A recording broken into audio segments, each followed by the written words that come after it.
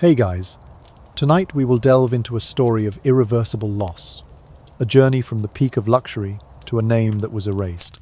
Remember the name Marie Antoinette. When she was born, she was a princess of Austria. Later, she became the Queen of France. But when she died, she was merely the widow Capet, prisoner number 280 at the conciergerie. This swift change is the focus of the tragedy we will explore. The reason she was sent to the scaffold was not just the crime of treason on paper, but the deep-seated resentment of an entire nation toward her extravagant lifestyle and foreign origins. She was condemned to death by the guillotine on the 16th of October, 1793. But what was the true source of her pain? Was it the moment her silver-white hair was cut after a night of utter exhaustion? Or was it when she was forced to listen to the century's most absurd accusations of incest? After the sound of the guillotine, her story did not end with reverence. The body of the former queen was hastily buried in an unmarked, unblessed grave, as if history wished to wipe out all traces of her. Tonight, we will tell the story of those final hours, slowly and thoughtfully, to understand the meaning of this collapse for an entire era. So, before you get comfortable, take a moment to like the video and subscribe, but only if you genuinely enjoy what I do here. Before we begin, I'm curious to know where you are listening to this story from. Please comment below and let me know your city and what time it is where you are. Now, dim the lights, maybe turn on a fan for that soft background hum, and let's ease into tonight's journey together. At dawn on the 10th of August in the year 1792, the royal family of France stirred from uneasy slumber within the gilded halls of the Tuileries Palace. A chorus of warning bells, each toll echoing across the silent streets of Paris, ripped at the fragile peace of dawn. Through high windows, Marie Antoinette could just make out the flicker of torches carried by advancing figures. Men of the National Guard, fédérés in their blue and red uniforms, and armed citizens whose faces, until recently, had shown nothing but deference to the crown. Among them, some had once knelt before Louis XVI in genuine loyalty. Now, they gathered with pikes and muskets to storm the palace gates. For Marie Antoinette, this morning marked the final unraveling of a life once bathed in opulence and splendor. Only 3 years before, she had worn the crown of France with proud elegance. Her gowns of silk and lace, her jewels glinting beneath the palace lights, and the bowed heads of courtiers had seemed eternal. Yet here she stood, behind hastily erected barricades of wooden beams and overturned chairs, gazing through a narrow slit in the palace wall, as the very subjects she had once guided silently vowed her downfall. The Tuileries, once the grand centerpiece of royal authority, had become a golden cage, the walls of which she could neither scale nor escape. That gilded prison had been fashioned in the aftermath of the failed flight to Varennes in the month of June, 1791. In that ill-fated effort, Louis XVI and his family sought to flee Paris under cover of darkness, hoping to rally loyalist forces in the provinces. The plan collapsed within 24 hours, leaving the king's reputation in shreds and the fragile trust between crown and citizen irreparably broken. From that moment forward, the queen's Austrian birth and foreign connections only fueled suspicions that she conspired against the nation she was meant to serve. Pamphlets and caricatures circulated through Parisian streets, lampooning her as Madame Déficit, the spendthrift queen whose taste for silks and extravagance betrayed the suffering of the hungry masses. As the mob gathered beyond the palace walls on that fateful morning, the Swiss Guards mercenary troops famed for their unwavering loyalty stood firm at their posts. Their red uniforms were bright even in the dim light, their halberds raised in silent defiance. Yet King Louis XVI, crippled by indecision and haunted by memories of past failures, refused to grant permission for his soldiers to fire upon his own people. In the face of that hesitation, he led his family quietly through the palace gardens, their footsteps echoing on dew-soaked gravel, toward the Legislative Assembly's chambers. There, he sought the protection of the very body that had once jeered his name. Within hours, the Tuileries fell. Hundreds perished in the ensuing clash. Some historians estimate the death toll at more than 200, among them dozens of the Swiss Guards who died defending the palace. The monarchy was suspended that very day, its institutions dismantled with cold efficiency. The royal family was placed under armed escort and led to the Temple, a medieval fortress repurposed as a prison in the heart of Paris. From queen to captive, Marie Antoinette's transformation was complete. Gone forever were the titles of majesty and reverence. In the language of the revolutionaries, she was no longer Her Majesty, but merely the Widow Capet, a name chosen to strip her of all vestiges of royal dignity, even though Louis XVI still drew breath beside her. The notion of a queen sleeping in lavish chambers, attended by servants at a moment's notice, seemed as distant as a dream. Each passing hour promised harsher constraints, colder walls, and the sorrowful weight of chains. And so, as the sun climbed higher on that summer morning, Marie Antoinette, her heart heavy with the loss of crown and comfort, gazed down the palace corridors that she would never traverse again. The clank of distant weapons, the murmur of revolutionaries beyond the gates, and the final tolling of those dreadful bells all combined into a dirge for a world slipping into history. In that moment of quiet despair, the Queen knew that the age of gilded privilege had ended, and that the long night of imprisonment had only just begun. On the night of August 2nd, 1793, long after the city of Paris had fallen silent beneath a moonless sky, municipal officials of the Paris Commune arrived at the medieval fortress known as the Temple. Their footsteps echoed on the damp stone floors as they informed Marie Antoinette in hushed, stern tones that she would be transferred at first light to the conciergerie on Ile de la Cité. The conciergerie, whispered among prisoners as the antechamber of the guillotine, awaited her arrival. Separated here, in the chill air and flickering torchlight, Marie Antoinette felt the final barrier descend between herself and all she had once held dear. Each surviving member of her family, once encircled by her love and counsel, was now scattered like autumn leaves in a cruel wind.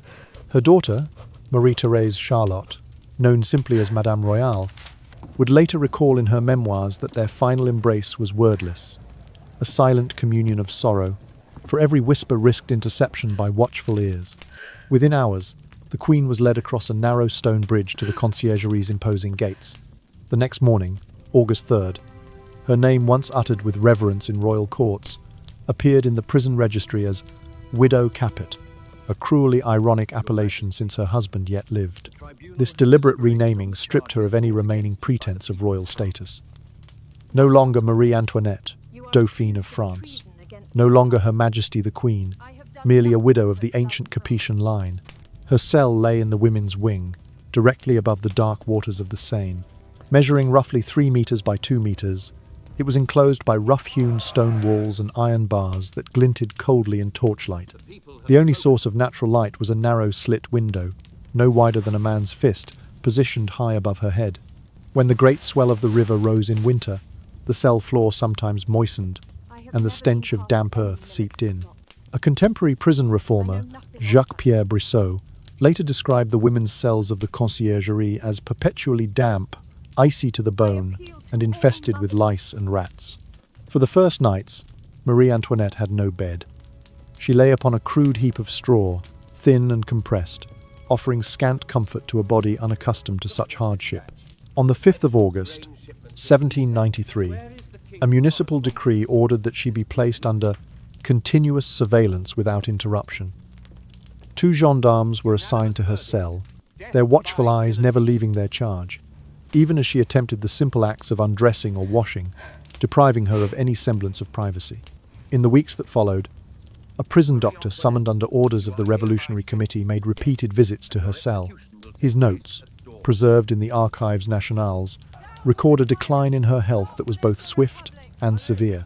She suffered from uterine hemorrhaging, a condition that left her in constant pain and extreme weakness. Her weight plummeted at an alarming rate.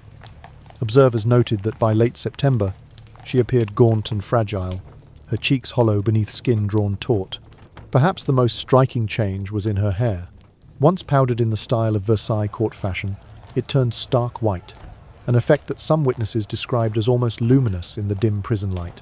By the 28th of September, her locks were so pale that they betrayed the passage of her youthful vitality. Each thread of hair seemed to carry the burden of loss and confinement. In a final act of quiet defiance, Marie Antoinette attempted to smuggle a letter to her sister-in-law, Madame Elizabeth, who herself remained imprisoned elsewhere in Paris.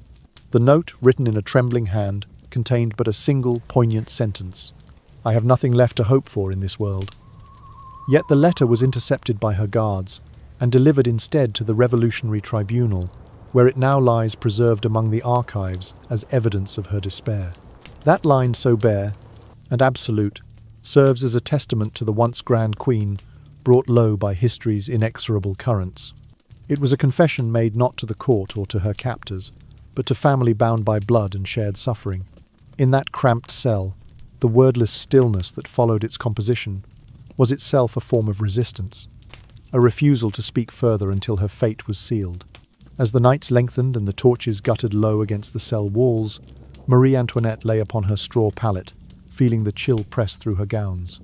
The tremor of distant footsteps, the murmur of guards changing watch, and the ever-present echo of dripping water were her only companions in the dark. Sleep, when it came, was fitful, haunted by memories of Versailles, of gilded salons and laughter now lost. Each breath carried the weight of exile from a world she had once ruled. Thus, in the house that had once known royalty's laughter, the woman who had worn crowns found herself clothed only in resignation and silence, her hopes distilled into a single, sorrowful line. The conciergeries' stone walls bore witness to her final transformation, from queen to prisoner, from majesty to widow Capet, and from a life of unbounded promise to a destiny confined within iron bars and the interminable passage of cold nights. The trial of Marie Antoinette commenced on the morning of the 14th of October in the year 1793 within the vaulted hall of the conciergerie. The sun had scarcely risen when she was escorted into a chamber flanked by armed sentinels, the very air heavy with the solemnity of impending judgment. Official transcripts, later published in the Bulletin du Tribunal Révolutionnaire, detail the charges brought against her: treason against the nation of France, collusion with foreign powers, the orchestration of counter-revolutionary plots, and most shockingly the accusation of incest with her own son, the Dauphin Louis Charles. That final charge, based upon testimony extracted from the child under duress, was denounced by some moderate revolutionaries as a cynical ploy to sully her reputation. Presiding over the proceedings was Antoine Quentin Fouquier-Tinville, the public prosecutor of the Revolutionary Tribunal, infamous for the swiftness with which he secured convictions. His reputation for urgency and severity had been cemented during the Reign of Terror, and this morning was no exception. The courtroom was arrayed like a stage, muskets glinting in the dim light, pikes serving as barricades, and selected spectators, men loyal to the Jacobin cause, packed into the galleries. The atmosphere, as reported by the British diplomat Francis Jackson, felt less like a quest for truth and more like a spectacle meant to demonstrate the power of revolutionary justice. Marie Antoinette appeared before the tribunal in a simple black dress and a plain white bonnet, her once glossy hair now stark and unpowdered. Her eyes, set deeply in her pale cheeks, betrayed exhaustion yet remained unbowed.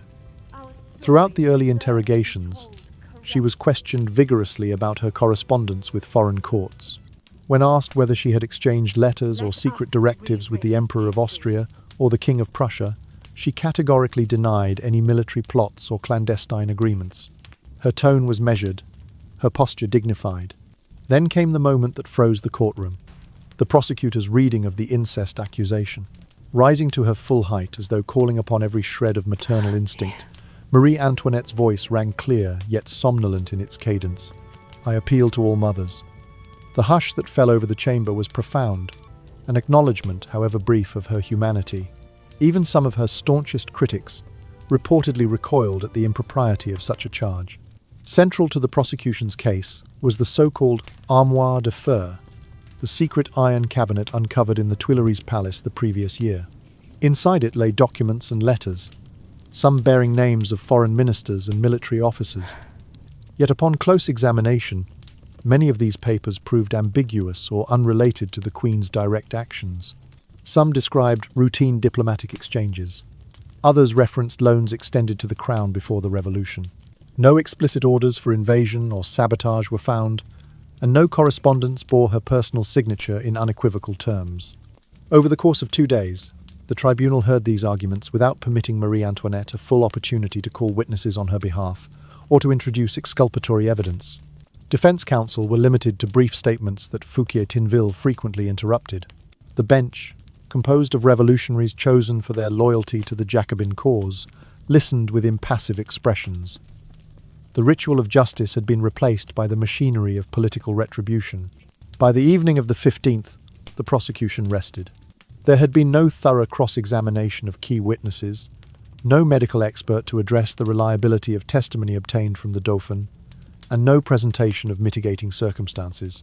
The silence of the royal family, dispersed and forbidden from testifying, echoed ominously in the chamber's stone corridors.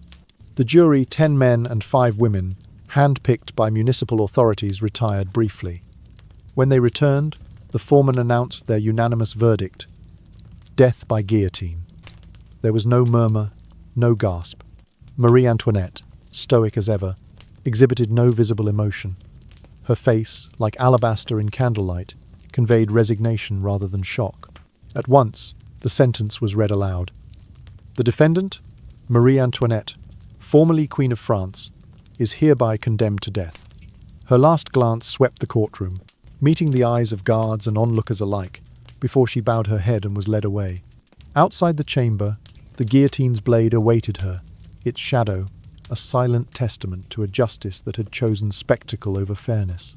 And so concluded the final act of a trial that had transformed a living queen into a symbol of revolutionary vengeance.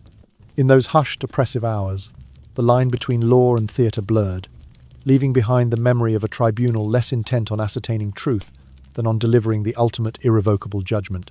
The sentence was proclaimed at 4 o'clock in the early morning of the 16th of October, 1793. Marie Antoinette had but a few scant hours to prepare for her final departure. At 7 o'clock, as the first pale light of dawn crept through the narrow slit of her conciergerie cell, she was gently roused from a restless sleep. According to the later testimony of Marie Groscholz, who would become known to posterity as Madame Tussaud, the former queen was afforded only a simple white chemise, the plain linen garment reserved for condemned prisoners. Her hands were bound behind her back with cold iron cuffs, a harsh counterpoint to the silk gowns and jewelled bracelets she had once worn. Unlike her husband, Louis XVI, who had been granted the courtesy of a closed carriage on the morning of his execution, Marie Antoinette was placed upon an open wooden cart. This was the same vehicle ordinarily used to transport the lowest of criminals through the city's streets. The cart's unadorned sides bore the marks of countless journeys under escort, its axle creaking ominously with each movement. There was no canopy to shield her from the chill autumn air, no guards in powdered wigs to lend an air of solemn ceremony, only the stark reality of her impending fate. The procession set forth from the conciergerie, under the watchful guard of gendarmes and National Guardsmen. Mounted cavalry flanked the cart on both sides, their horses' hooves clipping softly against the cobblestones of Ile de la Cité before turning eastward onto the Quai de l'Horloge. As the cart rolled onto Rue Saint-Honoré, thousands of Parisians had already gathered, lining the narrow sidewalks from the Palais de Justice to the Place de la Révolution. Torchlight flickered against damp stone walls, and the murmurs of the crowd rose in anxious anticipation. Many recalled her once extravagant court at Versailles, now reduced to dust and distant memory.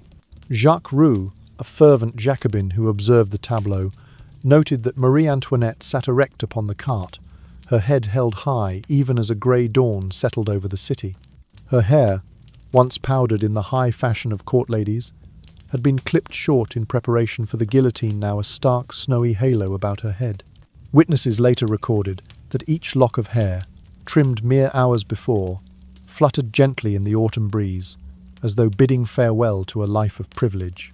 The journey from prison to scaffold lasted over 1 hour, a slow, sombre passage that transformed city streets into a river of witness and judgment. 30 gendarmes and 60 National Guardsmen comprised the escort, their presence a rigid frame around the fragile figure of the Queen. Spectators, some jeering, some silent, formed a dense barrier of humanity, their faces illuminated by torchlight and early morning greyness. Here and there, a child peered from a window ledge. There, an old woman's eyes brimmed with tears as the procession passed. At precisely 12:15 p.m., the cart reached its destination on the Place de la Révolution. The guillotine, assembled earlier that morning, stood stark against the pale sky, its framework as bare and inevitable as fate itself. Executioner Henri Sanson, a tall man whose reputation for efficiency was as well known as his brutal instrument, stepped forward to assist Marie Antoinette from the cart. In the final moments, he would later testify, she misstepped and accidentally trod upon his foot. With characteristic grace, she paused and murmured, "Pardon me, sir. I did not do it on purpose." As she ascended the wooden steps leading to the device, the assembled crowd fell silent. Even the clatter of muskets and the shuffle of boots seemed to fade into stillness. A single bird, the reports vary, whether it was a crow or a mourning dove, took wing overhead, its cry echoing above the hush. Then, at 12:15 precisely, the blade fell.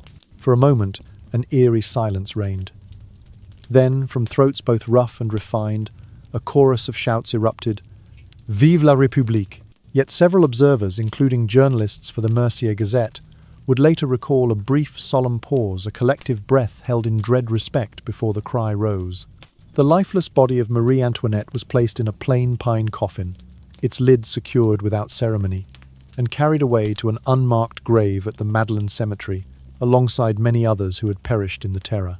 Thus ended the final journey of France's last queen, her passage from gilded hall to common cart, a stark emblem of a world turned upside down. In the hush that lingered upon the Place de la Révolution, the echo of her last words, apology and grace at the foot of the scaffold remained the truest testament to the dignity she retained, even on the brink of oblivion. In the silent grey light of October 16th, 1793, Marie Antoinette's body was taken from the scaffold and carried away amid the clamorous shouts of "Vive la République!" Yet the cheering crowd faded into an uneasy hush as her remains were deposited in an unmarked pit at the Cimetière de la Madeleine.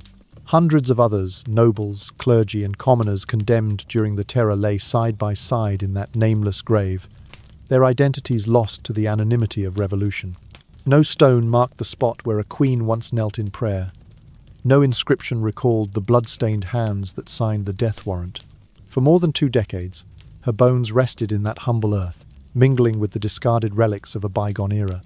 The revolution gave no quarter to symbols of ancient regime, and the memory of the woman who once reigned in gilded splendor was buried along with her corporeal remains. On cold November nights, when winds swept down the Rue Royale, one could almost imagine a distant echo of silken skirts brushing palace floors, an echo that time itself struggled to preserve or extinguish. It was not until the spring of 1815, 2 full decades after her execution, that the political tides turned once more. With the fall of Napoleon and the restoration of the Bourbon monarchy under King Louis XVI II, a new decree authorized the retrieval of royal remains scattered or buried in unmarked graves. On the 30th of March, 1815, under overcast skies, workers exhumed the pit at Madeleine. Among the fragments of bone and tattered garments, a small silver medallion bearing the image of Sainte Geneviève, the patron saint of Paris, bore witness to one life of privilege and tragedy. The delicate task of identifying her remains fell to court physicians and a handful of surviving servants, who recalled the distinctive pattern of lace that had trimmed her chemise on the day she died. Once recognized, her bones were reverently placed in a simple lead coffin inscribed Marie Antoinette, Reine de France, and transported with solemn dignity to the Basilica of Saint-Denis. There, on April 2nd, 1815, her coffin was lowered into the royal crypt, a vaulted chamber lined with marble sarcophagi of France's kings and queens, stretching back nearly a millennium. As the casket descended, the flicker of candlelight danced upon carved reliefs of angels bearing trumpets, and a hush settled over the assembled courtiers. For them, the restoration was not merely a political act, but an affirmation of continuity. The divine right of kings, they believed, could weather even the fiercest storms of revolution. Yet for others, the reinterment of a former queen was an uneasy reminder of the fragility of privilege. Marie Antoinette's life from her birth as an Archduchess of Austria on November 2nd, 1755, through her marriage at 14 to the future Louis XVI, to the tragic end, at 37, embodied the rise and fall of an entire world. Her gilded carriages, her silk gowns, and the laughter of Versailles courts stood in stark contrast to the prison straw and iron bars of the conciergerie where she had spent her final days. The trial and execution exposed how swiftly revolutions could devour their own symbols. Yesterday's queen was today's traitor, and tomorrow's lesson in revolutionary zeal. In her last recorded words, I forgive all my enemies. I die in the hope that my death will reunite my children. She offered a final testament to mercy amid vengeance. That letter, preserved in the Archives Nationales, captures the paradox of her fate. The woman who once commanded armies and courts humbled herself to forgive, seeking not vengeance but reunion beyond this world. Her reburial at Saint-Denis marked both an end and a beginning. The Bourbon Restoration attempted to revive the old order's dignity, but the age of unchecked monarchical power had irrevocably ended. France, scarred by terror and war, stood at the threshold of a new chapter in which notions of citizenship and equality would forever challenge the ancient regime. Yet Marie Antoinette's memory endured beyond politics. Poets and historians, novelists and filmmakers continued to draw upon her story as a cautionary tale of excess and downfall, of compassion and betrayal. The rediscovered lace, the lead coffin, the marble tomb, they became objects of pilgrimage, symbols that even a queen's bones could speak across centuries of human folly and resilience. Thus, in the quiet crypt beneath the vaulted ceiling of Saint-Denis, Marie Antoinette rests among kings and queens whose lives and deaths shaped France's destiny. Her unmarked grave at Madeleine and her later interment stand as bookends to a life that witnessed the end of divine right and the birth of a republic, an indelible chapter in the long, sombre narrative of power, privilege, and the inexorable march of history. The trial of Marie Antoinette opened on the morning of October 14th, 1793, in the Grand Hall of the Conciergerie, a chamber that had once served as the royal family's council room, but was now repurposed to adjudicate citizens of France. From the very first moments, the air in that vaulted hall had lost all semblance of solemn dignity. Instead, it resembled a staged political spectacle, meticulously directed by public prosecutor Antoine Quentin Fouquier-Tinville. Renowned throughout Paris for his ruthless efficiency, Fouquier-Tinville arrived with a dossier of charges prearranged and ready for public display. Among these charges were high treason, collusion with foreign powers, plotting counter-revolutionary uprisings, and the most sensational accusation of all that Marie Antoinette had engaged in incest with her own son, the Dauphin Louis Charles. This last allegation rested upon statements obtained under duress from a frightened child imprisoned within the same walls.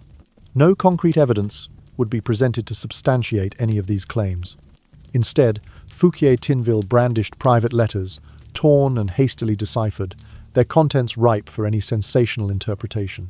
He also paraded before the court the so-called armoire de feu, the iron cabinet discovered in the Tuileries the previous year. Its contents included diplomatic correspondence, receipts, and notes from the pre-revolutionary court. Yet none of these documents bore her personal handwriting or an explicit instruction to instigate military action. They were, at best, ambiguous scraps of courtly intrigue. Presiding over the trial was a jury handpicked for its unwavering loyalty to the Jacobin faction. Seated high above the defendant, these jurors watched with impassive faces as Fouquier-Tinville wielded his accusations like a sword. The benches below brimmed with selected observers, members of the Revolutionary Council, armed guards of the National Guard, and a smattering of zealous journalists. Not a single family member or loyalist advocate was permitted to enter. Marie Antoinette's advocates, few in number and heavily monitored, were allowed only brief remarks and were frequently cut short by the prosecutor's rebukes. Among foreign diplomats, whispers circulated that this so-called tribunal was less concerned with uncovering truth than with demonstrating the revolution's capacity for swift, uncompromising justice. Francis Jackson, a British envoy present at the proceedings, later described the atmosphere as akin to a public entertainment rather than a court of law. Muskets and pikes flanked the high walls, serving as silent reminders that the revolution's mercy could never be taken for granted. When the questioning turned to her private correspondence with Emperor Leopold II of Austria, Marie Antoinette met each accusation with composed denial. Clad in a modest black dress and a simple white bonnet, her appearance betrayed exhaustion but radiated stoic resolve. She maintained steady eye contact with her accusers, though her cheeks were sunken and her voice carried a drowsy calm. She refuted each claim of secret pacts or military plotting, insisting that her letters contained only articles of state and pleading for peace. Then came the moment that reverberated through the chamber, the incest charge. The prosecutor's reading of lurid testimony from a child compelled to speak of his mother's alleged improprieties was met with stunned silence. Lifting her chin, Marie Antoinette addressed the court in a voice both soft and tremulous. "I appeal to all mothers." The hush that followed was profound, as if the entire assembly momentarily recognized the cruel absurdity of the accusation. Even among her fiercest critics, a grudging respect surfaced for her courage. Over the next 2 days, October 15th and 16th, the proceedings accelerated in feverish haste. Witnesses called by the prosecution were often individuals who had never met the Queen or whose memories were hazy at best. Commoners testified to overheard rumors. Former courtiers produced letters they had found in dusty palace archives. No effort was made to verify the authenticity of these claims, nor to allow the defense to challenge them. Marie Antoinette's legal team pleaded repeatedly to call character witnesses or to cross-examine the Dauphin, but Fouquier-Tinville blocked each request with procedural objections. In the small hours of October 16th, the jury retired. After less than an hour of deliberation, they returned with their verdict unanimous in its severity. The foreman announced that Marie Antoinette was to be sentenced to death by guillotine. It was 4 o'clock in the morning. As the words "condemned to death" echoed through the vaulted chamber, Marie Antoinette lowered her gaze and stood in silence, offering neither plea nor protest. Her expression was one of quiet resignation, as though her fate had been sealed long before she ever entered that hushed hall. Thus ended the trial that reduced a queen to the status of a common criminal in the eyes of revolutionary France. In those brief, drowsy hours of October, justice had been subverted by spectacle, and politics had triumphed over fairness. The memory of that day when a throne crumbled under the weight of accusation became a somber testament to how revolutions could devour even the most revered of their own symbols. At 7 o'clock on the morning of October 16th, 1793, the heavy door of Marie Antoinette's tiny cell in the conciergerie swung open, summoning her to face her final hours. The shadows of early dawn still clung to the narrow corridor as she rose from her straw pallet. According to the memoirs of Marie Groscholtz, later famed as Madame Tussaud, the former queen was permitted only a plain white chemise, the coarse garment reserved for those condemned to die. 2 gendarmes stood beside her, their expressions impassive, as they bound her wrists behind her back with cold iron manacles. There were no silken robes, no velvet draperies to ease her passage. Unlike her husband, Louis XVI, who had been granted the privacy of a covered carriage, she was ordered into an open wooden cart, the standard conveyance for ordinary criminals.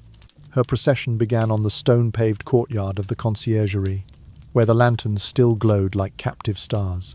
The cart lurched forward at a measured pace, its wooden wheels creaking beneath the weight of the condemned queen. Flanking the cart on either side were platoons of gendarmerie in dark blue coats and gleaming brass buttons, alongside battalions of the National Guard, whose muskets formed a rigid corridor of steel. A detachment of cavalry, 20 horsemen in green tunics, paced in formation to ensure no interruption. As the cart emerged onto the Rue de la Cité, the city of Paris held its breath. Thousands of spectators lined the streets, their figures dim silhouettes beneath the overcast sky. Some looked on with jubilation, waving handkerchiefs or brandishing makeshift banners. Others, struck by her vulnerability, stared in muted sorrow. A handful turned away, unable to witness the spectacle of a woman once clad in brocaded gowns and crowned with precious stones reduced to bound ankles and bare feet. By the time the cart reached the bustling thoroughfare of Rue Saint-Honoré, the murmurs had grown into a cacophony of clamour. Men and women pressed against shop fronts and street corners, their voices rising in a mixture of triumph, pity and horror. Yet through it all, Marie Antoinette sat with her back straight, head held high, her white bonnet framing a face etched with both fatigue and resolve. Jacques Roux, the zealous agitator of the revolution, later recorded that the former queen was motionless, gazing straight ahead, as though each step drew her closer to destiny rather than demise. The journey stretched on for over an hour, the cart's pace unhurried, allowing the city ample time to witness the spectacle. As the sun climbed higher, casting a pallid light upon the cobblestones, they arrived at the Place de la Révolution. There, a wooden scaffold stood ready, its guillotine towering above in grim anticipation.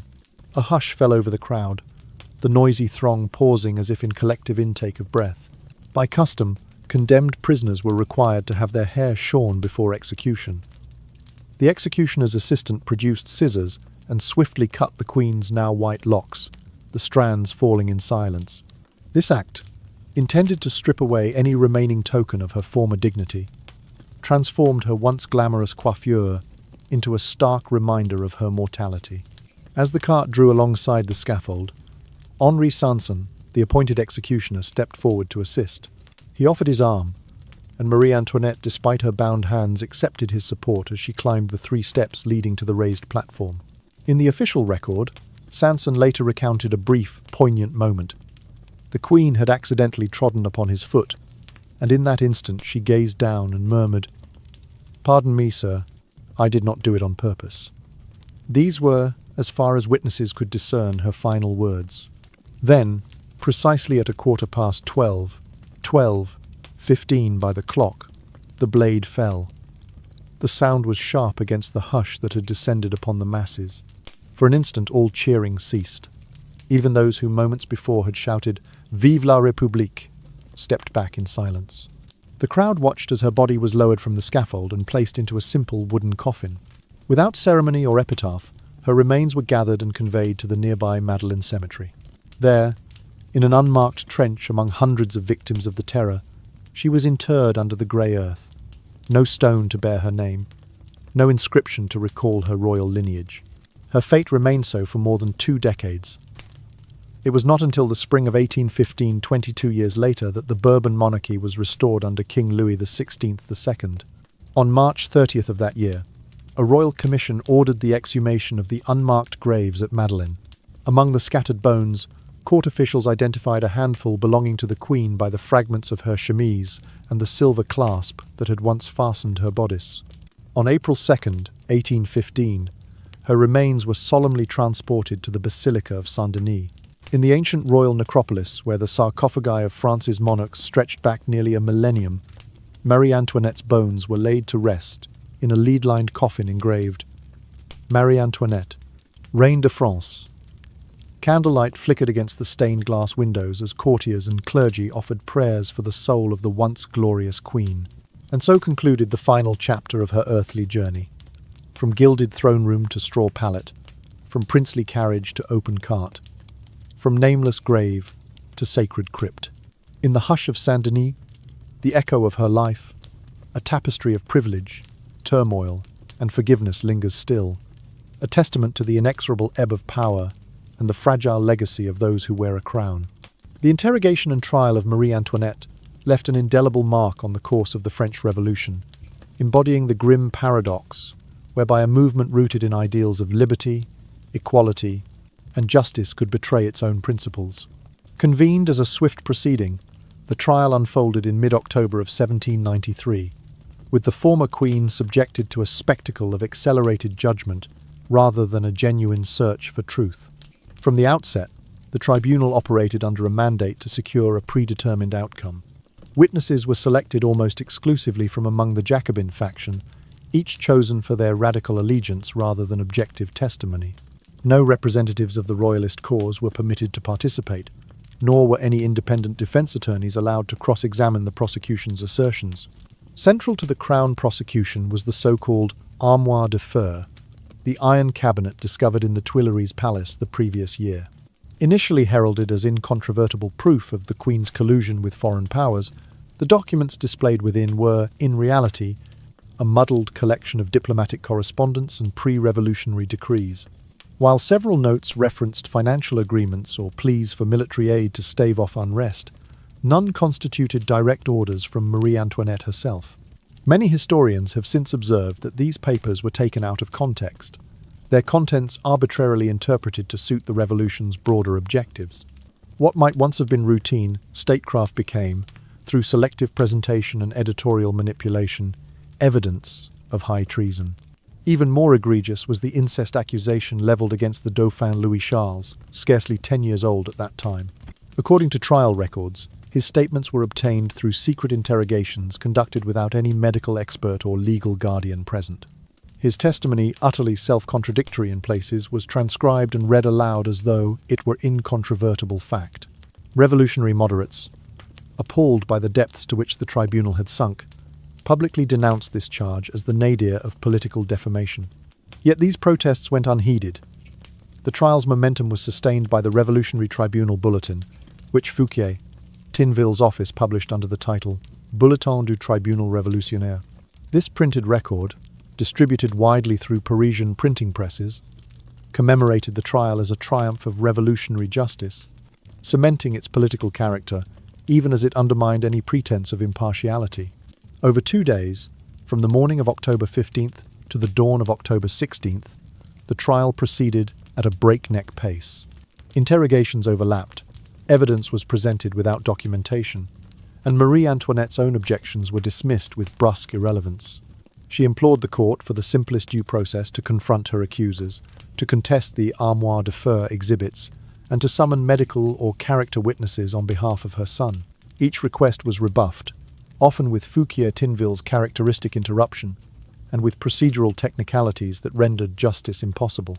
By the early hours of October 16th, the jury of 15, composed entirely of individuals loyal to the Jacobin cause, retired to deliberate. Their verdict returned swiftly: unanimous condemnation to death by guillotine.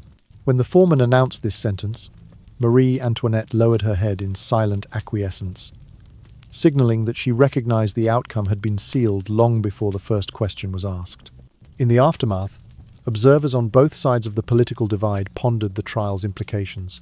To royalist sympathizers, it confirmed their worst fears: that the revolution was indiscriminate in its vengeance, indifferent even to innocence. To moderates and constitutional monarchists, it was a cautionary tale of how zealotry could corrode the very foundations of lawful governance. The armoire de feu became shorthand for revolutionary overreach, while the incest charge stood as a stark warning of how rumour and misrepresentation could be weaponized against any symbol of the old order. Scholars in subsequent generations have debated the trial's legacy. Some argue that its theatrical brutality was a necessary deterrent, intended to dissuade foreign intervention and rally the beleaguered French populace around a common enemy. Others contend that it undermined the revolution's moral authority, alienating potential allies at home and abroad. In either case, the episode underscored a fundamental truth: when the machinery of justice becomes indistinguishable from the machinery of political repression, no individual, however exalted, can claim immunity. The fate of Marie Antoinette thus became emblematic of the revolution's capacity for self-cannibalization. A monarch who had once presided over glittering balls and patronized the finest artists in Europe was transformed into a cautionary legend. Her trial demonstrated how rapidly public sentiment could be inflamed, how easily private correspondence could be misread, and how readily the mechanisms of state could be bent toward retribution rather than reason. Even today, historians reflect upon the trial as a poignant lesson in the fragility of justice. In the hallowed halls of legal institutions, her case is often cited when examining the dangers of politicized courts, the ethical breaches of forced testimony, and the perils of trampling civil liberties in the name of security. In this light, Marie Antoinette's ordeal transcends its 18th century origins, resonating across eras as a reminder that the pursuit of political ideals must never forsake the principles of fairness and human dignity. Ultimately, the trial of Marie Antoinette and its chillingly swift execution of sentence stands as a testament to the revolution's darker capacities. It exemplifies how fervent devotion to an ideology can lead to the sacrifice of the very virtues it claims to uphold. In the end, her trial proved that a revolution, unchecked by empathy and guided by vengeance, can indeed consume even the most cherished of its own creations. For contemporary European audiences, the execution of Marie Antoinette on the 16th of October in the year 1793 signified far more than the end of a dynasty. It heralded a new chapter in history, one in which the concept of divine right was irrevocably challenged, and the notion of inherited privilege repudiated. News of the Queen's beheading spread across the continent with astonishing speed, carried by dispatches, newspapers, and word of mouth. In capitals from London to Vienna, courtiers and commoners alike reacted with a mixture of shock and dread. The very idea that a deposed monarch could meet her end at the hands of her former subjects and beneath the blade of a crude mechanical device stirred anxieties about the revolution's power and its capacity for unrelenting violence. Literature, theatre, and visual arts of the period quickly seized upon Marie Antoinette's fate as a symbol of tragic sacrifice. Poets composed elegies that lamented her youth. She was only 37 at her death, and the loss of innocence represented by her final plea to her executioner. "Pardon me, sir, I did not do it on purpose." Playwrights dramatized the moment the Queen ascended the scaffold in a simple white chemise, transforming her final act of apology into a universal emblem of human compassion. Painters rendered her likeness in stark chiaroscuro, her powdered hair, now turned white with fear, glowing against the dark backdrop of the guillotine's frame. These works resonated as much with the ideals of martyrdom as with the horrors of a society tearing itself apart. Within France itself, the émigré community royalist exiles who had fled the revolution embraced Marie Antoinette's image as a rallying cry for the restoration of the monarchy. Many émigrés commissioned portraits that depicted her in the finery of Versailles, emphasizing her roles as queen, mother, and wife. Their pamphlets and memoirs painted her as the living embodiment of an honorable past, unfairly victimized by revolutionary fervor. From the courts of Prussia to the drawing rooms of England, these émigré narratives sought to galvanize support for counter-revolutionary efforts, arguing that the slaughter of a sovereign could only lead to further anarchy. Conversely, the most radical elements within France capitalized on the trial and execution to justify the removal of all perceived threats to the Republic.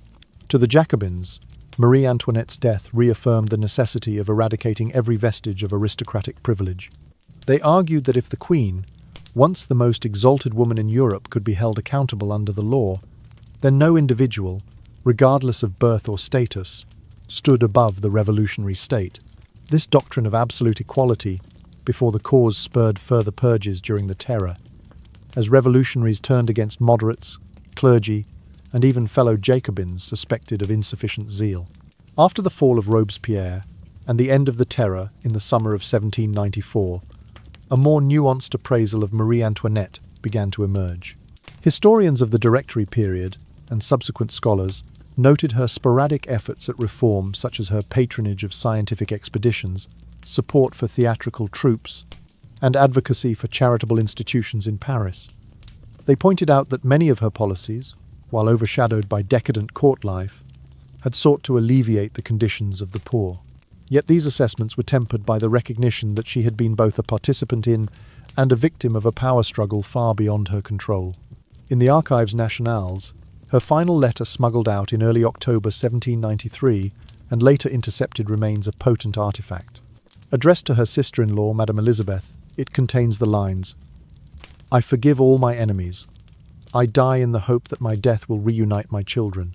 Historians and archivists regard this brief missive as her ultimate testament to mercy and hope. Its preserved ink and carefully folded parchment testify to a humanity that survived even the cold confines of the conciergerie. In modern popular culture, the story of Marie Antoinette continues to find fresh expression. Films such as Marie Antoinette, 2006, directed by Sofia Coppola, portray her life at Versailles with opulent visuals, interwoven with an undercurrent of looming tragedy. Novels ranging from historical fiction to young adult retellings reimagine her final days with introspective depth, exploring her internal struggles amid external turmoil. On stage, theatrical productions enact the Queen's last moments in candlelit settings that echo the playhouses of the 18th century, inviting audiences to witness her resignation in real time. Graphic novels and comic books offer stylized interpretations, pairing Rococo costume design with stark, modern lines to underscore the clash between past grandeur and revolutionary fervor. Among the most enduring images is that of the Queen kneeling before the guillotine, hands bound, head held aloft in dignified acceptance. This tableau, so often recreated in brushstrokes, on celluloid, and in ink, has become the defining symbol of power's fragility and personal sacrifice. It is an image that reverberates beyond the specifics of one woman's ordeal, serving as a universal reminder that the brightest crowns can fall, and that the price of political upheaval is often measured in human lives. In the soft glow of candlelight or the muted screen of a theatre, Marie Antoinette's story remains an elegy to the volatile intersection of privilege, principle, and the inexorable tide of history. Marie Antoinette's life and demise represent a pivotal shift in European perceptions of monarchy and justice. Born Maria Antonia Josefa Johanna on the 2nd of November in the year 1755, she was the 15th child and youngest daughter of Empress Maria Theresa of Austria and Emperor Francis I. As Archduchess of Austria, She embodied the Habsburgs' hopes for a strengthened alliance with France. At the age of 14, on the 16th of May, 1770, she married the Dauphin Louis Auguste, later King Louis XVI, in a ceremony of unprecedented splendor at the Palace of Versailles. Her youth and foreign origins, intended to cement diplomatic ties, instead became sources of suspicion and resentment. Throughout the 1770s and early 1780s, Marie Antoinette's name became synonymous with indulgence. Portraits of her lush gowns, cascading lace ruffles, and ostentatious jewelry circulated among the nobility. The Queen's patronage of extravagant fêtes, and the costly Petit Trianon estate, where she retreated from court etiquette, fed rumours of fiscal irresponsibility as France's national debt swelled to 6 billion livres by 1789. Critics dubbed her Madame Deficit, blaming her for the kingdom's economic woes, even though royal expenditures were but a fraction, approximately 5% of the state's annual budget. Tensions peaked on the night of the 20th and 21st of June, 1791, when Marie Antoinette and her family attempted to flee Paris in what became known as the Flight to Varennes. Disguised and travelling in 4 carriages, they hoped to reach loyalist forces in Montmedy. Instead, village officials recognized the royal coach at Varennes en Argonne and detained them. By dawn on the 22nd, the family was returned to Paris under guard. This ill-fated escape shattered whatever tenuous trust remained between the monarchy and its subjects, transforming the Queen from a lavish ornament of court life to a traitor in the eyes of many. From 1792 through 1793, Marie Antoinette endured a descent from opulence to incarceration. The 10th of August, 1792, witnessed the storming of the Tuileries Palace, where she and her family were confined in what was once their gilded home. In September of that year, they were moved to the Temple Prison, a fortress in the heart of Paris. By the 2nd of August, 1793, she had been transferred to the Conciergerie, the notorious antechamber to the guillotine. There, her physical and mental health deteriorated rapidly. Medical reports preserved in the Archives Nationales describe symptoms of chronic uterine hemorrhage, extreme weight loss of approximately 22 kilograms over a matter of weeks, and profound exhaustion. Witnesses noted that by the end of September, her once powdered hair had turned a stark, unyielding white.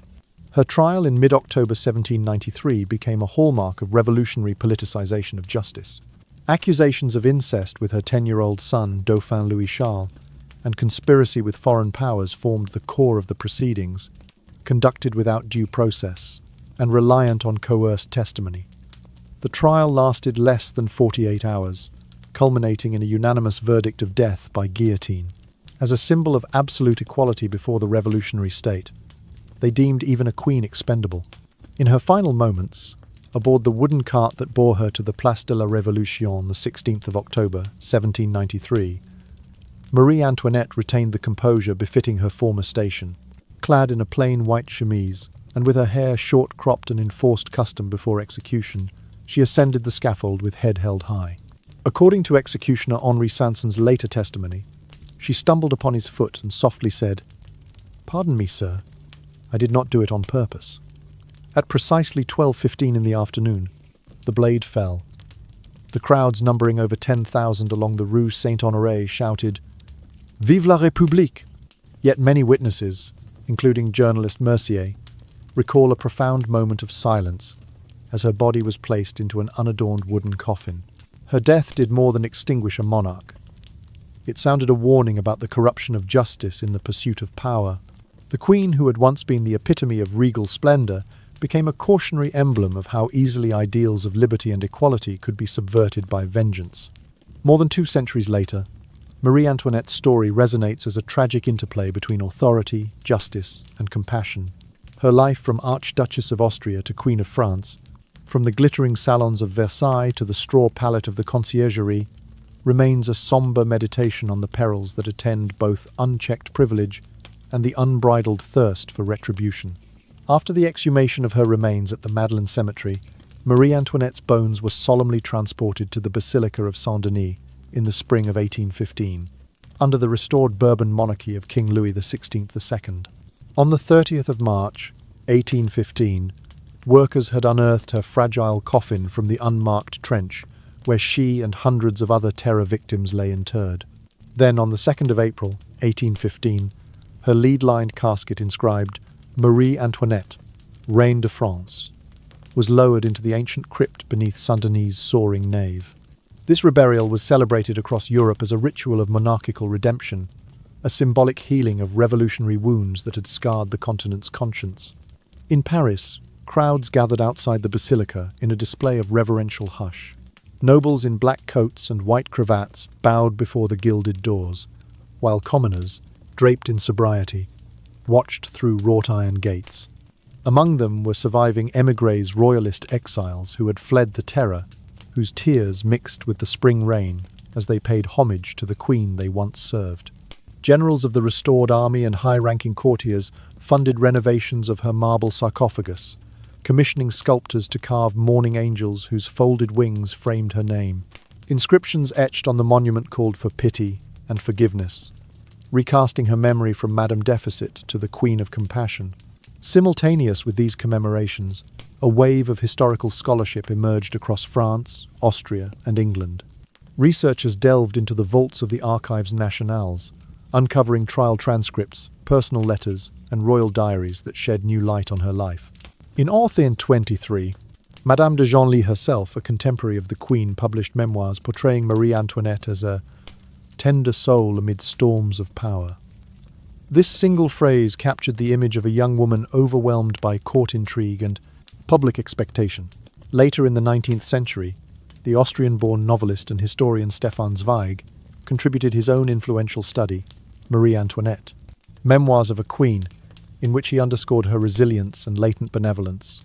Zweig's narrative emphasized her modest, charitable acts, her sponsorship of free medical visits for Parisian poor in 1786, and her support for scholarships to state-run schools. He argued that her attempts at mild reform had been drowned out by the din of revolutionary propaganda. Modern historians have re-examined the infamous incest allegations as a calculated smear campaign. They note that no medical examination ever verified the Dauphin's testimony, and that the statements attributed to the 10-year-old Louis Charles were taken without guardianship or independent oversight. By distorting fragments of overheard conversations and misrepresented letters, revolutionary agents had weaponized family intimacy to dismantle the last bulwark of royal authority. In doing so, they turned Marie Antoinette's private sphere into a tableau of public humiliation, forging a legacy of sympathy for the oppressed, even among those who once reviled her. During the Bourbon Restoration and throughout the 19th century, popular culture continued to feast upon the Queen's tragic story. The Comédie Française staged a series of historical plays in which Sarah Bernhardt, the era's most celebrated actress, portrayed Marie Antoinette. On opening nights, audiences wept as Bernhardt knelt before a mock scaffold, her voice quivering as she apologized to the executioner, a scene that echoed the Queen's own final words. Meanwhile, the illustrated weekly Le Monde Illustré published engravings of the Queen's journey to the guillotine, depicting her in a simple white chemise, eyes fixed forward in stoic defiance. These images circulated in rural towns and urban salons alike, embedding the Queen's last moments in the collective imagination of France. Beyond France, England and the United States embraced the Queen's story in their own literary forms. 19th-century romantic novelists recast Marie Antoinette's final letter. "I forgive all my enemies. I die in the hope that my death will reunite my children," as a testament to the redemptive power of forgiveness. Children's history books transformed her plight into moral lessons on mercy, duty, and the perils of unearned privilege. Through these varied retellings, her name achieved a universality that transcended political boundaries. She became both a cautionary legend and a figure of compassion. In recent decades, psychological analyses have identified Marie Antoinette as the archetype of the lonely queen. Despite her beauty, intellect, and rank, she was emotionally isolated by protocol and suspicion. Scholars suggest that her lack of a reliable network of supporters, once a feared and lavishly funded patron, she found herself abandoned when revolutionary fervor peaked, precluded any meaningful defense against the onslaught of accusations. Although she had endorsed charitable initiatives, such as funding a small hospital wing in Paris in 1787 and supporting artisans' guilds with royal grants, These efforts were recast as political machinations by her adversaries. Today, the Palace of Versailles preserves a poignant collection of her personal effects. Visitors can view her embroidered silk gowns, delicate fabric still faintly scented with lavender, and the Sèvres tea service she commissioned for intimate gatherings. A facsimile of her letter to Madame Elizabeth is displayed under glass, its faded ink a testament to her enduring hope. Each artifact carries explanatory plaques that situate these relics within the turbulent context of late 18th century France. As guests stroll from the opulent Hall of Mirrors to the humble Petit Trianon and onto the prison cell reconstruction, they trace the arc of a life that bridged splendor and suffering. In these preserved objects, the living legacy of Marie Antoinette endures. Her journey from Archduchess to Queen, prisoner to martyr, resonates as a vivid reminder of how personal stories intertwine with broader social upheavals. Through each garment and letter, Versailles invites us to ponder the transformation of power, how it builds palaces and how it raises them, how it gilds lives and then betrays them. And perhaps, in the gentle whisper that drifts through those halls, one can almost hear the faint echo of the Queen's final plea for mercy, for forgiveness, for her children.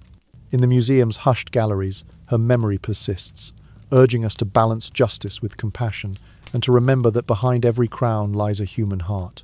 Marie Antoinette's cultural legacy extends far beyond the tragic drama of her life and death, evolving into a powerful symbol of ambition's excess and the impermanence of status. In the realm of fashion, the Marie Antoinette revival movement emerged in the late 20th and early 21st centuries, marked by designers and consumers alike embracing Rococo-inspired silhouettes. Delicate ballet skirts, tightly cinched corsets with high waists, and lavish accessories, pearls, and crystal jewelry echoed the Queen's own taste. A watershed moment occurred in the spring of 2007 when John Galliano, then creative director at Dior, unveiled his Versailles collection. Models floated down the runway under Baroque-style balconies, their gowns swirling with ornate floral embroidery and gilded trim. Critics and audiences marveled at the theatrical spectacle, which evoked the grandeur of the Palace of Versailles and reignited global interest in 18th century French aesthetics. Cinema and theatre have likewise paid homage to Marie Antoinette. In 2006, director Sofia Coppola released her film Marie Antoinette, starring Kirsten Dunst in the titular role. Coppola's interpretation juxtaposed pastel gowns and opulent interiors with a modern pop soundtrack, underscoring the Queen's emotional isolation amid overwhelming ceremony. The film's deliberate pacing and dreamy visuals captured the solemn beauty of a life lived in public glare but deprived of personal agency. Meanwhile, stage productions at the Comédie Française and other historic venues continued to dramatize her final apology to the executioner, transforming her last act into a universal moment of vulnerability and grace. In political science, Marie Antoinette's experience has become a touchstone for understanding the reputation leverage phenomenon. Modern strategists and communication experts refer to her as the prototype of the Madame Deficit smear campaign. Opponents seized upon her lavish spending, though royal court expenses comprised just 5% of France's total state budget in 1788, to stoke public outrage and frame her as the personification of systemic injustice. This tactic parallels today's viral tweet controversies, where unverified salacious claims can destroy a public figure's credibility within hours. The lesson drawn is clear. In the digital age, as in the age of pamphlets, perception often trumps reality. From a spiritual and philosophical perspective, the Queen's final journey under the blade serves as a stark illustration of the Buddhist principle of impermanence, anitya, and the Stoic tenet that all glory and suffering are fleeting. Her swift fall from royal privilege to condemned prisoner underscores the transient nature of worldly fortune. Contemporary mindfulness instructors frequently invoke her story as a meditation on the present moment's fragility, encouraging practitioners to cherish the now before circumstances shift beyond our control. Guided retreats and podcasts on mindful history often feature her narrative to highlight how external power offers no guarantee of inner peace. Among younger generations, particularly in Europe and North America, Marie Antoinette's life resonates as an early example of female disempowerment and resilience. Married at 14 in a dynastic alliance she neither chose nor comprehended, she was thrust upon a stage of political intrigue. her opinions dismissed behind the gilded walls of Versailles. When revolutionary fervour deemed her expendable, she faced exile and execution despite her roles as queen, wife and mother. Today's feminist discourse, including the Me Too movement, draws parallels. Women in public life still confront the eradication of their voices under patriarchal pressure. Marie Antoinette's dignified apology, "Pardon me, sir," now strikes audiences as an act of agency in a final moment over which she had any control. Through these diverse lenses, fashion, film, political communication, spirituality and gender studies, Marie Antoinette's legacy persists. Universities offer elective courses on her historical and cultural impact. Museums from Versailles to Vienna curate exhibitions of her personal artifacts, and history podcasts produce multi-episode series exploring her reign and downfall. Even 2 centuries after her death, her story remains a vivid case study in the fragility of power, the mechanics of reputation, and the enduring search for compassion amid turmoil. In every gown that ripples on a runway, every dramatic portrayal, and every scholarly article, the echo of Marie Antoinette endures, a timeless reminder that human lives, no matter how spectacular, are subject to change, judgment, and, ultimately, memory.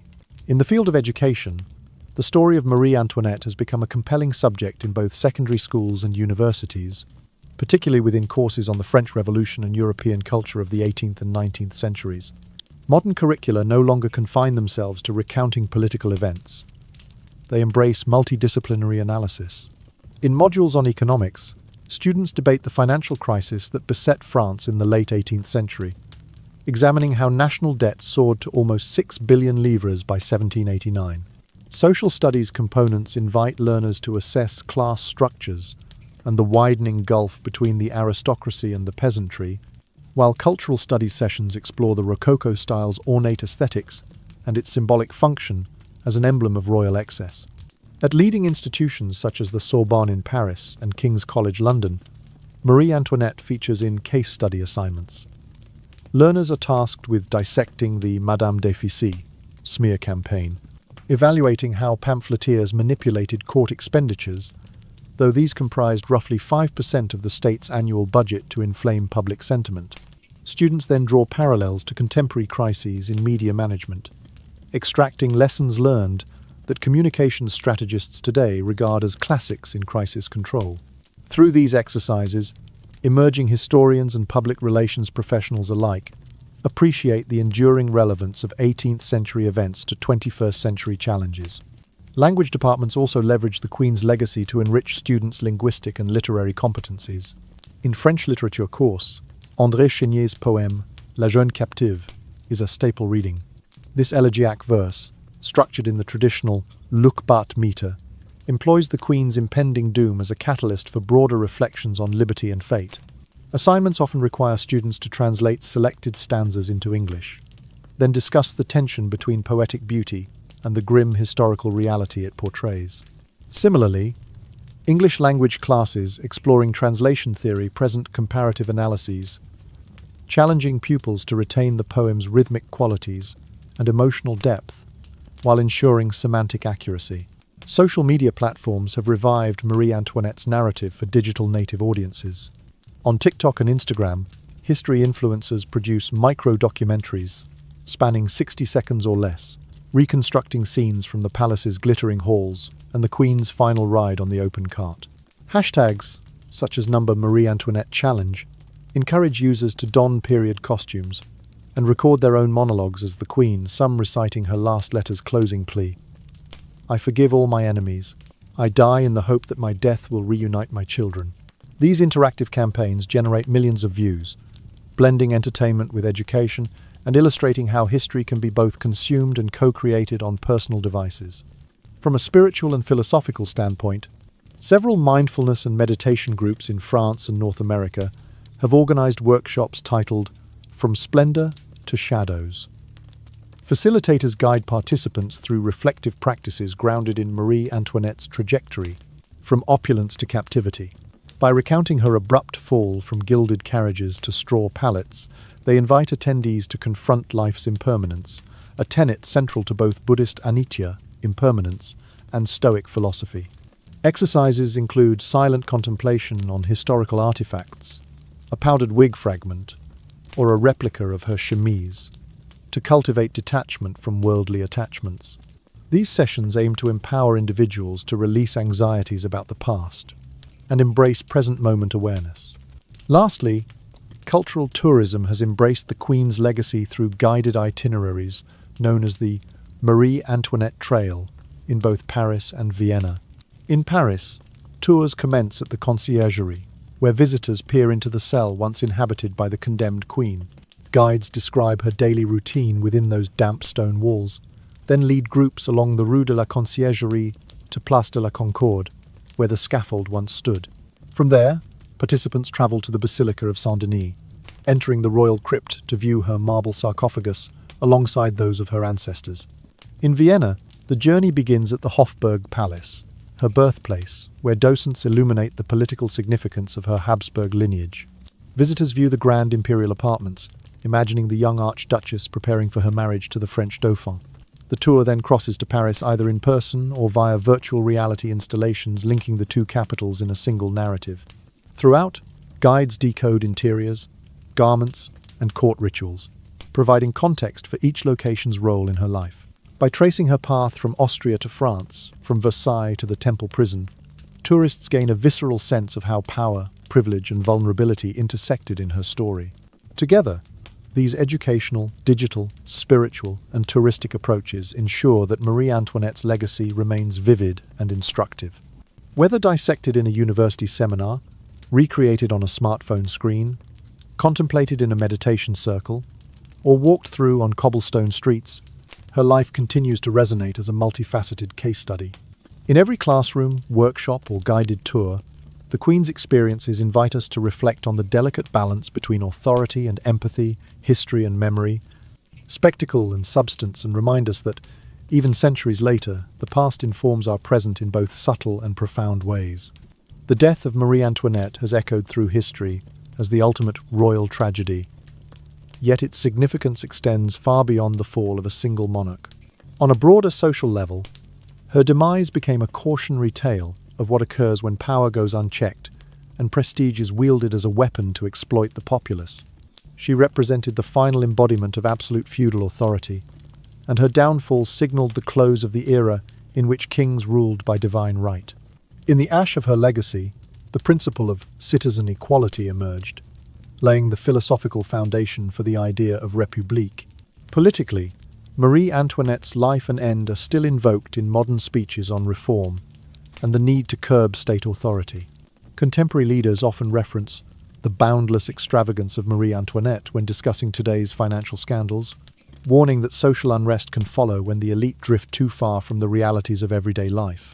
The Madame Deficit episode has been integrated into public administration and leadership training curricula, illustrating the vital importance of transparency, accountability, and genuine engagement with constituents. Trainees examine how the Queen's penchant for splendour, a trait that accounted for only about 5% of royal spending by 1789, was magnified by pamphleteers into proof of a regime indifferent to public suffering. In economics, the collapse of France's fiscal health at the close of the 18th century is inseparable from her name.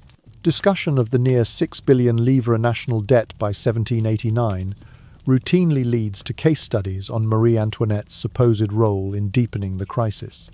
Modern seminars on sovereign debt crises draw direct comparisons, highlighting how unfair taxation policies and lavish royal expenditures can precipitate systemic collapse. Scholars scrutinize late 18th century France alongside 21st century debt defaults in Europe and the United States, extracting lessons on restructuring national finances to avoid repeating the mistakes that once ensnared a kingdom. Beyond academic and political spheres, Marie Antoinette's story persists in folk culture. Traditional ballads, street songs, and local legends keep alive the memory of her final apology before the blade. "Pardon me, sir. I did not do it on purpose."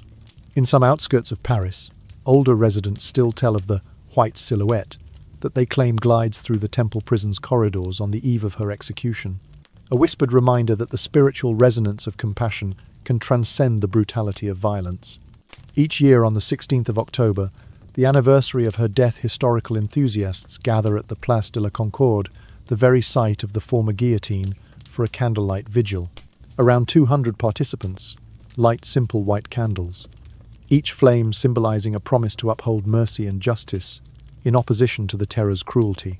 A modest wooden altar bears a banner inscribed with "Je vous pardonne tout," I forgive all my enemies, evoking Marie Antoinette's final letter in which she wrote, I forgive all my enemies. I die in the hope that my death will reunite my children.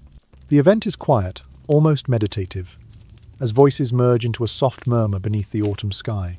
Over 2 centuries, her narrative has been recast many times through opera, theatre, literature, and scholarship. Yet its core message endures. The interplay of power and vulnerability, and the enduring potency of human compassion. From queen enthroned at Versailles to prisoner bound upon an open cart, Marie Antoinette's transformation serves as a timeless reminder that unchecked authority can devour its own symbols, and that true strength may lie in the capacity to forgive. In the gentle glow of each candlelight vigil, and in every stirring recounting of her final words, her legacy continues to offer profound lessons about the fragility of power and the redemptive power of mercy.